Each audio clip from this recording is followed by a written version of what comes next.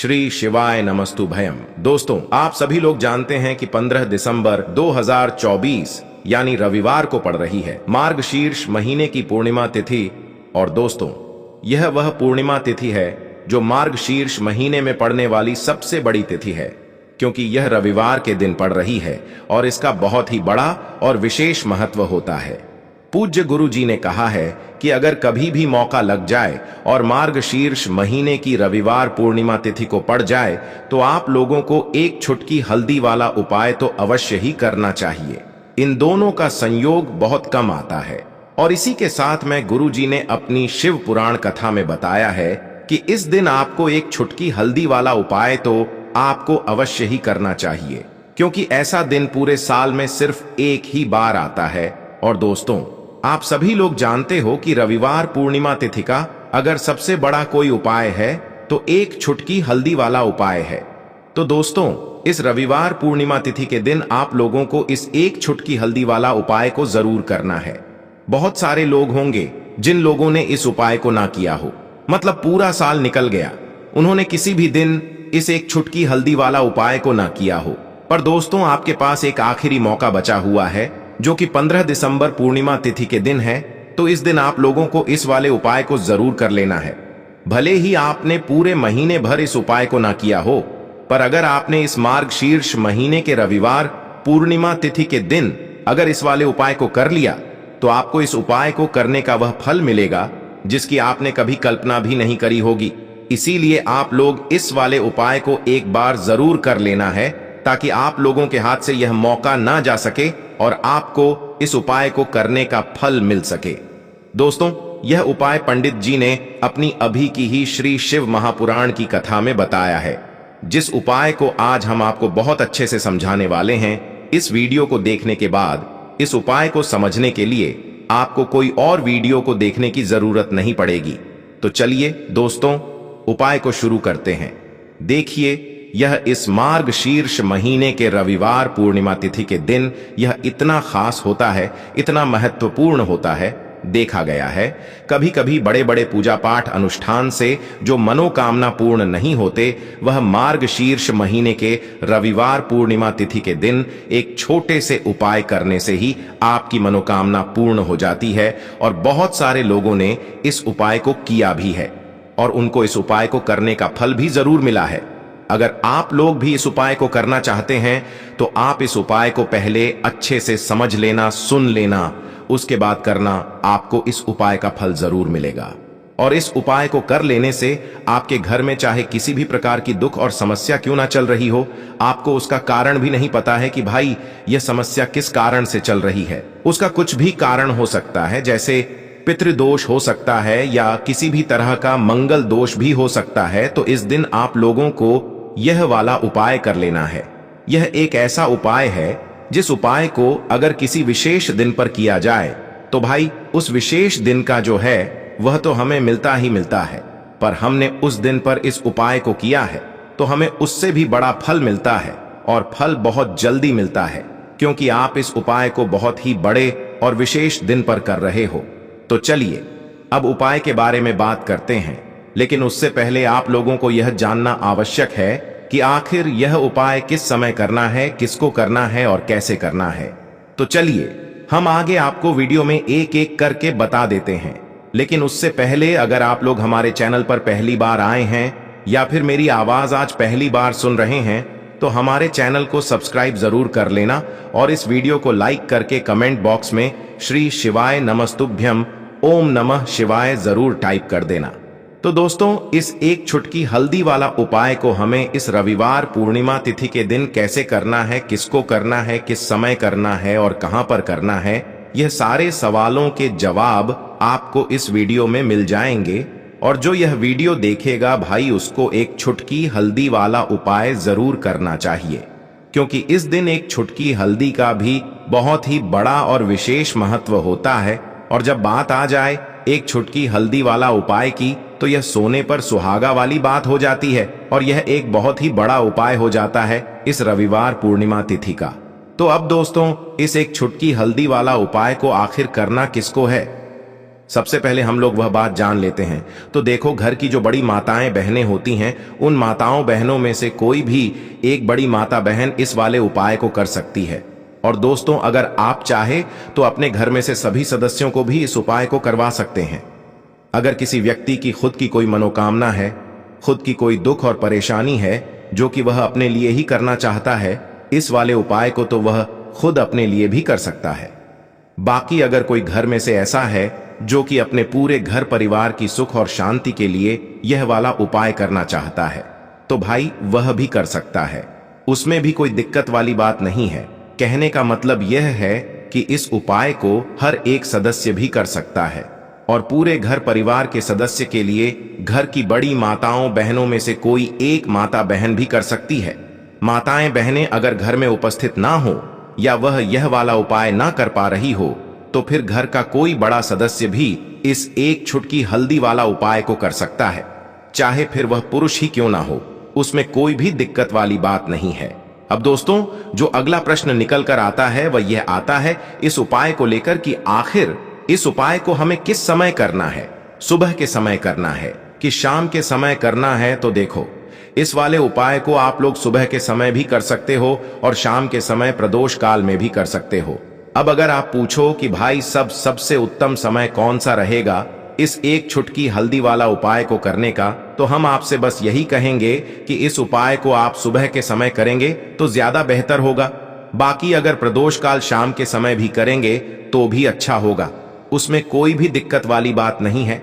तो अब दोस्तों, जो अगली सबसे बड़ी और महत्वपूर्ण बात आती है वह यह आती है कि सुबह अगर हम उपाय को करेंगे तो हमें कितने बजे से लेकर कितने बजे तक के बीच में करना है, और शाम के समय प्रदोष काल में करेंगे तो हमें कितने बजे से लेकर कितने बजे के बीच में करना है। तो देखो, सुबह जितनी जल्दी हो सके आप उपाय को करने की कोशिश करना। बाकी अगर किसी कारणवश लेट भी हो जाओ, थोड़ी देर भी हो जाए, तो 10 या 11 बजे तक भी आप उपाय कर लेना, पर 12 बजे से ज्यादा देरी ना हो। ठीक है, इस बात का ध्यान रखना। उसके बाद में दोस्तों, अगर शाम के समय प्रदोष काल की बात करें, प्रदोष काल का जो समय होता है वो शाम के 6 बजे से शुरू हो जाता है। मतलब शाम के 6 बजे से लेकर 7 बजे के बीच का जो समय होता है, यह समय प्रदोष काल का समय होता है। तो आप इस उपाय को 7 या 8 बजे के बीच में भी कर सकते हो। मतलब शाम के 6 बजे से रात 8 बजे के बीच में आप कभी भी इस वाले उपाय को कर सकते हो, उसमें कोई भी दिक्कत वाली बात नहीं है। देखिए, कई लोगों के जीवन में ऐसा होता है कि वह मेहनत बहुत ही अधिक करते हैं, लेकिन उन्हें अपने कार्य में सफलता नहीं मिल पाती है, यानी कि जो उनका भाग्य है वह उनका साथ नहीं देता है। तो रूठी हुई किस्मत को चमकाने के लिए और सोए हुए भाग्य को जगाने के लिए आपको यह उपाय करने चाहिए। देखिए दोस्तों, पहला उपाय विशेषकर पूर्णिमा तिथि का दिन है, तो यह उपाय आपको तुलसी जी के वहां पर करना होगा। देखिए, इस उपाय को करने के लिए सबसे पहले तो आपको मात्र एक स्टील के पात्र के अंदर 2 चम्मच कच्चा दूध मिलाना है और इसी पात्र के अंदर आपको शुद्ध जल भरना है और इसी के साथ में आपको एक चुटकी हल्दी भी इसी पात्र में डाल देनी है। यानी कि आपको स्टील के पात्र के अंदर कच्चे दूध से युक्त जल तैयार करके उसमें एक चुटकी हल्दी डालना है और इस पात्र को आपको तुलसी जी के पौधे के वहां पर लेकर के पहुंचना है। अब ये जो जल है इसे आपको तुलसी जी के पौधे में धीरे धीरे अर्पित करना है।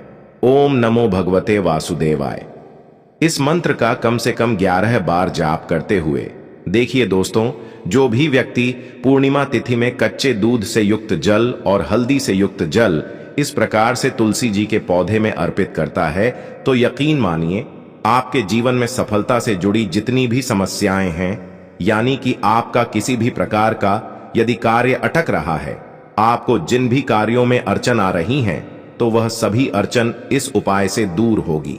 देखिए, बहुत से बच्चे ऐसे होते हैं जिन्हें कुछ समझ में नहीं आता है कि उन्हें आगे क्या करना है, या कि लाइफ में यदि सही रास्ता आपको नजर नहीं आ रहा है, तब भी आपको यह उपाय करना चाहिए, यानी कि उनके जीवन के जो निर्णय हैं वह सही हो सके और उनके मार्ग में जो भी बाधाएं आ रही हैं वह भी दूर हो सके। तो ऐसे बच्चे भी यह उपाय कर सकते हैं। अब दोस्तों, हम जान लेते हैं दूसरे विशेष उपाय के बारे में। देखिए दोस्तों, यह जो उपाय है, पहला उपाय, यह आपको सूर्यास्त से पहले ही करना है। अब हम जान लेते हैं दूसरे उपाय के बारे में। देखिए, इस उपाय को करने के लिए सबसे पहले तो आपको मात्र 7 चने की दाल लेनी होगी। देखिए, चने की दाल जो है वह कहीं से भी खंडित नहीं होनी चाहिए। इस बात का आपको विशेष ध्यान रखना है। देखिए, कल है पूर्णिमा तिथि का पवित्र दिन और चने की दाल को शास्त्रों में स्वर्ण के समान बताया गया है। और जो भी व्यक्ति चने की दाल पूर्णिमा के दिन शिवलिंग पर अर्पित करता है तो वह स्वर्ण के समान ही मानी जाती है। यानी कि यदि वह स्वर्ण अर्पित नहीं कर सकते हैं और चने की दाल ही अर्पित कर देते हैं तो उनका जो भाग्य है वह चमक उठता है और दुर्भाग्य जो है वह दूर हो जाता है। तो इस प्रकार से आपको 7 चने की दाल लेनी है। इसी के साथ में आपको एक तांबे के पात्र के अंदर शुद्ध जल लेना होगा और इसी के साथ में आपको एक स्टील की कटोरी के अंदर 1 से 2 गुड़ के टुकड़े भी लेने हैं। अब देखिए दोस्तों, सबसे पहले तो आपने जो उस कटोरी के अंदर गुड़ के टुकड़े डाले हैं उनमें आपको थोड़ा सा जल मिलाकर के गुड़ से युक्त जल तैयार कर लेना है। अब देखिए, आपको यह सभी सामग्रियां लेकर के भगवान शिव के मंदिर में पहुंच जाना है। देखिए, मार्गशीर्ष महीने की पूर्णिमा तिथि पर इस उपाय को आप सुबह से लेकर के शाम तक किसी भी समय में कर सकते हैं। देखिए, सबसे पहले तो आपके पास जो चने की दाल है उसे आपने जो गुड़ वाला जल तैयार किया है उसमें डाल देनी है। देखिए, जब भी आप यह चने की दाल गुड़ वाले जल के अंदर डालेंगे तब आपको बृहस्पति शवर महादेव का स्मरण करना है। देखिए, जब भी आप बृहस्पति शवर महादेव का स्मरण करते हैं तो इससे आपका जो गुरु ग्रह है वह मजबूत होता है और गुरु ग्रह यदि मजबूत होता है तो आपको अपने भाग्य का साथ मिलता है। यानी कि जो भी कार्य आप कर रहे हैं निश्चित ही आपको उसमें सफलता मिलती है। अब देखिए, आपने जो गुड़ वाले जल के अंदर चने की दाल डाली थी उसे आपको शिवलिंग पर अर्पित कर देनी है। जो भी व्यक्ति पूर्णिमा तिथि के दिन चने की दाल इस प्रकार से शिवलिंग पर अर्पित कर देता है उसकी जो किस्मत है वह चमक उठती है। देखिए, चाहे आप किसी भी प्रकार का व्यापार कर रहे हैं तो आपको अपने व्यापार का स्मरण करना है और आपको यह जो चने की दाल है शिवलिंग पर अर्पित कर देनी है। अब देखिए दोस्तों, आपके पास जो एक लौटा शुद्ध जल है उसमें से थोड़ा सा जल श्री गणेश जी वाले स्थान पर अर्पित करना है, फिर थोड़ा सा जल कार्तिकेय जी वाले स्थान पर, फिर माता अशोक सुंदरी वाले स्थान पर, फिर माता पार्वती के हस्त कमल पर आपको थोड़ा सा जल अर्पित कर देना है और अंत में जो शेष जल बचेगा उसे पूरा आपको भगवान शिव के शिवलिंग पर अर्पित कर देना है। श्री शिवाय नमस्तुभयम इस मंत्र का जाप करते हुए और बृहस्पति शवर महादेव का स्मरण करते हुए तो बस इतना सा उपाय आपको करना है। महादेव आपके जीवन का जितना भी बुरा समय है उसे समाप्त कर देंगे। देखिए दोस्तों, अब हम जानते हैं तीसरे उपाय के बारे में। यह उपाय केवल पूर्णिमा तिथि पर ही किया जाता है और बहुत ही प्यारा सा उपाय है। मात्र आपको 3 स्वास्तिक का निर्माण करना है। विशेषकर गुरु बृहस्पति को मजबूत करने के लिए, जीवन के दुर्भाग्य को दूर करने के लिए, जीवन में यदि धन की समस्या है तो उसे समाप्त करने के लिए आपको यह उपाय करना चाहिए। देखिए, बहुत ही ध्यान से समझना है। मात्र आपको 3 हल्दी के स्वास्तिक अपने घर पर बनाने हैं। देखिए, इस उपाय के लिए सबसे पहले तो आपको मात्र 1 चुटकी हल्दी लेना है। उसमें आपको थोड़ा सा शुद्ध जल मिलाना है। यदि आपके पास गंगा जल है तो थोड़ा सा गंगा जल उस हल्दी में मिला लेना है। देखिए दोस्तों, आपको अपने सीधे हाथ की चीटी उंगली के पास वाली जो उंगली है अनामिका उंगली, उसमें हल्दी लेनी है और हल्दी का जो पहला स्वास्तिक है आपको अपने मुख्य द्वार पर बनाना है। जब भी आप पहले स्वास्तिक का निर्माण करेंगे तब आपको ओम महालक्ष्मी नमः इस मंत्र का 11 बार जाप करना है। अब देखिए, दूसरा जो स्वास्तिक है इसे आपको अपने घर के मंदिर में बनाना है। देखिए, जहां कहीं भी आपके घर में मंदिर है वहां पर आपको दूसरा स्वास्तिक बनाना है। और तीसरा जो स्वास्तिक है, जहां कहीं भी आप अपने घर में धन रखते हैं, यानी कि जहां कहीं भी आपके घर में तिजोरी है, वहां पर आपको तीसरे स्वास्तिक का निर्माण करना है। और दोस्तों, अंत में यदि आपके पास थोड़ी सी हल्दी और बच जाती है तो उसमें आपको थोड़ा सा जल मिलाना है और इस हल्दी वाले जल का छिड़काव आप जहां कहीं भी आप सोना रखते हैं, चांदी रखते हैं, उन आभूषणों पर आपको इसका छिड़काव कर देना है। ओम महालक्ष्मी नमः इस मंत्र का जाप करते हुए यदि हल्दी का जल बच जाता है तो उसे आपको अपने पूरे घर में छिड़काव कर देना है। तो विशेषकर पूर्णिमा तिथि में जीवन की समस्याओं को दूर करने के लिए, धन की समस्या को दूर करने के लिए आपको यह उपाय करना चाहिए। तो इस प्रकार से आपको तीसरा उपाय करना है। अब हम जानते हैं चौथे और अंतिम उपाय के बारे में। देखिए, इस उपाय के लिए सबसे पहले तो आपको एक तांबे के पात्र के अंदर शुद्ध जल लेना होगा। अब देखिए, इसी के साथ में आपको चावल के दाने लेने होंगे। चावल के दाने आप 11 भी ले सकते हैं, 108 भी ले सकते हैं। जितने भी आप लेंगे विषम संख्या में लेने हैं, और चावल के दाने जितने भी लेंगे वह खंडित नहीं होने चाहिए, इस बात का ध्यान रखें।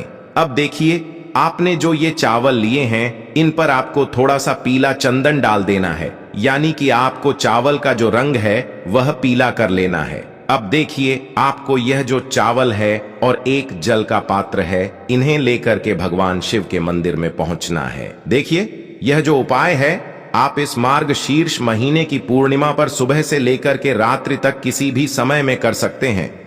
अब देखिए, सबसे पहले तो आपके पास जो चावल हैं उन्हें आपको भगवान शिव के शिवलिंग पर अर्पित कर देने हैं।